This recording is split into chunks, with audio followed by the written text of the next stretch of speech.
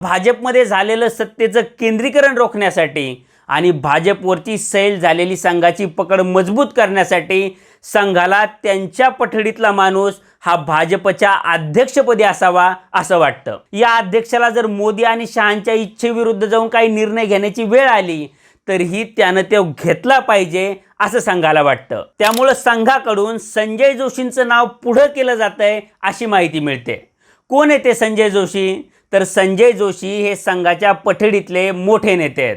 त्यांचं नाव चर्चेत येण्याचं पहिलं कारण म्हणजे संघाच्या पद्धतीनुसार जास्त चर्चेत न येता ग्राउंडवर राहून काम करणं ही संजय जोशींची खासियत आहे। संजय जोशींची आणखी एक ओळख म्हणजे त्यांना नरेंद्र मोदींचा पक्षांतर्गत विरोधक म्हणून ओळखलं जातं। त्यामुळे मोदींच्या आणि शहांच्या मर्जीबाहेरचा नेता आपल्याला पक्षाचा अध्यक्ष बनवून पाठवायचा असला तर संजय जोशी ही योग्य निवड आहे असं संघाला वाटतं। या निमित्तानं भाजपवरची सैल झालेली पकड पुन्हा मजबूत करण्याची संघाची इच्छा आहे। हा झाला दुसरा मुद्दा।